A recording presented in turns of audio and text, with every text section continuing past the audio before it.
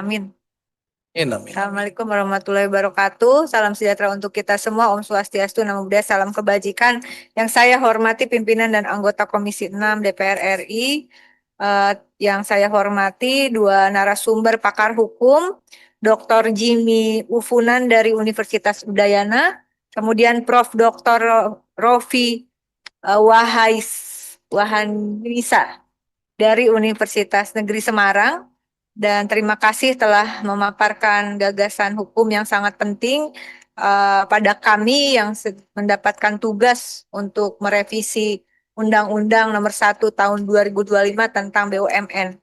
Kalau tadi pagi 4 narasumber pakar hukum kita membahas mengenai apakah BUMN ini masuk ke dalam penyelenggara negara atau tidak begitu. Dan siang hari ini rasanya kita masuk pada bagaimana bentuk kelembagaan dari BUMN. Dan di dalamnya juga, maksudnya di dalam Undang-Undang BUMN itu sudah ada juga satu badan yang bernama Danantara. Nah, dari paparan tadi mohon koreksi jika saya kurang tepat pemahamannya, Prof. Jimmy, adalah tentang konsep konstitusional important begitu, bahwa putusan MK nomor 012 garing 016 garing 019 garing PUU garing 4 garing 2006 selain lembaga-lembaga negara yang keberadaannya penting dan memengaruhi ketatanegaraan Indonesia meskipun tidak disebut langsung namun keberadaannya secara implisit diatur dalam konstitusi. Kalau saya tadi mencoba untuk memahami dari paparan kedua narasumber, BUMN sebetulnya juga sebagai lembaga negara yang memiliki sifat konstitusional important atau penting secara konstitusi dikarenakan merupakan salah satu instrumen untuk mencakup tujuan bernegara dan amanat konstitusional dalam pembukaan dan pasal 33 Undang-Undang Dasar 1945. Apakah bisa izin interaktif, pimpinan? Apakah bisa di, di apakah bisa dinyatakan seperti itu? Ya, jadi kalau kemudian yang namanya tadinya Kementerian BUMN, lalu kita sebagai pembuat hukum ini memutuskan secara politik yang menghasilkan suatu norma hukum bahwa itu tidak melanggar hukum ketika kementerian ini kemudian berubah menjadi suatu lembaga negara yang pendiriannya atas prinsip konstitusional important sesuai dengan putusan Mahkamah Konstitusi. Begitu ya. Kemudian yang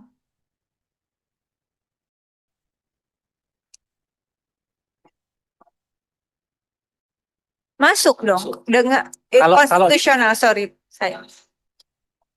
Ya, jadi ada empat syarat ya. Salah satu syarat dari constitutional importance itu adalah soal mekanisme seleksi. Pimpinan dong, Prof. Maaf. Ya.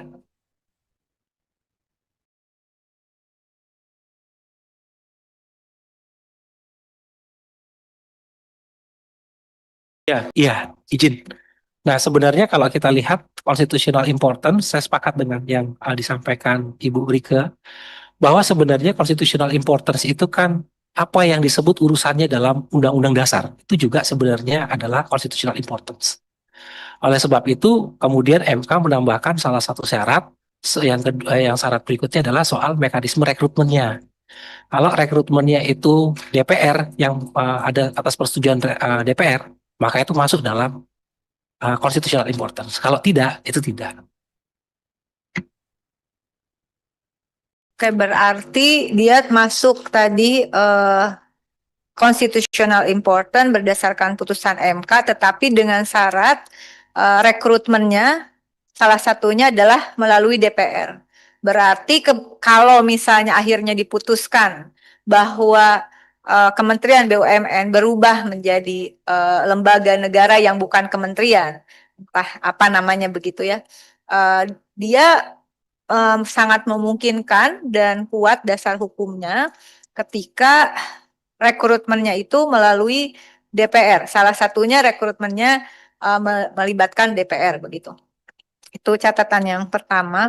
Yang kedua, sebetulnya kalau mohon dijelaskan sama dengan teman-teman yang lain, dalam perspektif saya setidaknya sebetulnya ini harus kita jaga, jangan sampai terjadi tumpang tindih kewenangan antara Badan Pengelola Aset Danantara dengan badan usaha milik negara.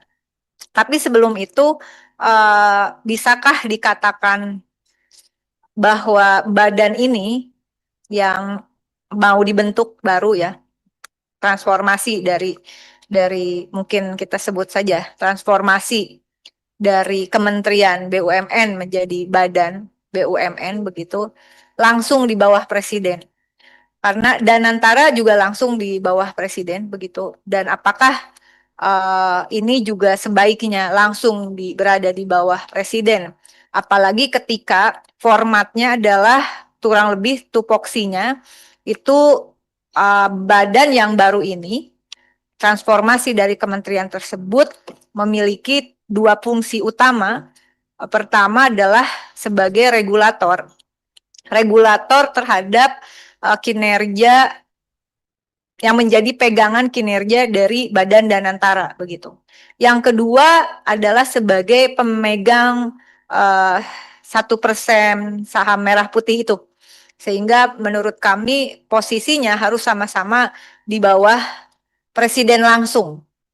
Nah, saya ingin memberikan satu contoh, mungkin apakah bisa dianalogikan seperti ketika kami menyusun, saya terlibat dalam dua transformasi badan. Pertama, dalam Undang-Undang BPJS mentransformasikan dua BUMN, 4 BUMN sebetulnya, menjadi dua badan penyelenggara jaminan sosial, yaitu BPJS, dan ini langsung di bawah Presiden.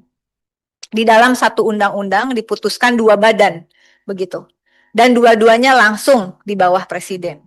Hanya di BPJS ini tidak terjadi tumpang tindih karena wilayah operasionalnya berbeda. Yang satu kesehatan, yang satu ketenagakerjaan. Nah, ada satu lagi yaitu di Undang-Undang 11 2019 tentang Sistem Nasional Ilmu Pengetahuan dan Teknologi, di pasal 48-nya itu ada bagaimana LPNK kalau saya tidak salah itu ditransformasikan di pasal 48 menjadi badan yang menangani riset nasional, yang akhirnya berdirilah Badan Riset dan Inovasi Nasional, di mana ada dua struktur kelembagaan, yang satu Dewan Pengarah, yang satu Dewan Pelaksana. Nah, pertanyaannya, apakah mungkin untuk supaya ini kan sudah terbentuk Danantaranya begitu, tidak dalam satu momentum pembentukan undang-undang. Yang satu lagi ini menyusul badannya begitu. Berarti ada dua badan, tapi bisakah kemudian semacam bahwa badan yang baru ini, transformasi dari kementerian, itu seperti badan pengarah di dalam BRIN, ya, di mana kemudian bahwa ada rangkap jabatan di Dewan Pengarah ini ex officio dari kementerian. Misalnya wakil Dewan Pengarah itu adalah yang pertama ex officio Menteri Bappenas, wakil pengarah yang kedua adalah ex officio Menteri Keuangan. Dia berfungsi sebagai regulator begitu. Nah, apakah bisa seperti itu supaya kita lebih, dan dia tidak bisa secara langsung terlibat di dalam operasional si Dewan Pelaksana. Anggaplah Badan Pengelola Aset Danantara ini Dewan Pelaksananya begitu. Nah, kemudian juga putusan MK yang terakhir adalah putusan MK itu memutuskan tidak boleh rangkap jabatan menteri atau wakil menteri di BUMN, baik sebagai komisaris apalagi sebagai direksi. Nah, apakah kami sebagai pembuat undang-undang, meskipun belum menjadi putusan Mahkamah Konstitusi sepanjang sepengetahuan saya, tetapi sama kegelisahannya dengan teman-teman yang lain, bisakah di dalam undang-undang ini kemudian kita membuat suatu aturan, meskipun belum keputusan Mahkamah Konstitusi, bahwa apa namanya, para dirjen, deputi, eselon 1 dan 2 itu juga tidak boleh rangkap jabatan. Karena tidak usah indikasi kuatnya pasti terjadi konflik of interest. Saya ambil contoh, boleh nanti ditelusuri. Beberapa waktu lalu itu dari Kementerian Keuangan ada 39 komisaris di BUMN. Padahal posisi-posisi komisarisnya adalah di BUMN yang misalnya mendapatkan penugasan negara. Nah, penugasan negara itu artinya ada pengucuran dana dari APBN kepada suatu BUMN yang mendapatkan penugasan negara, di mana wewenang keuangan itu adalah di bendahara negara, yaitu Menteri Keuangan, yang kemudian diatur oleh jajarannya, para dirjen ini. Tapi dirjen ini kemudian jadi menteri, jadi komisaris di BUMN. Contoh pada kasus Telkom yang akhirnya menjadi kasus pengadaan BTS atau penugasan negara untuk daerah tertinggal itu, ya. Nah, itu kan sebetulnya benar-benar terjadi. Mau dibilang kami nggak tahu begitu, yang nggak mungkin juga nggak tahu orang komisaris di situ, dan itu adalah uang penugasan. Nah, sekali lagi, apakah mumpung ini terjadi revisi terhadap Undang-Undang BUMN dan MK dengan kami sangat mengapresiasi tidak boleh ada rangkap jabatan. Apakah hal yang sama bisa kita putuskan bahwa persoalan rangkap jabatan itu bukan hanya untuk menteri atau wakil menteri saja, tetapi untuk eselon 1 dan eselon 2 dan eselon lainnya di kementerian dan lembaga. Terima kasih. Baik, Pangeran PKB, Profesor Gus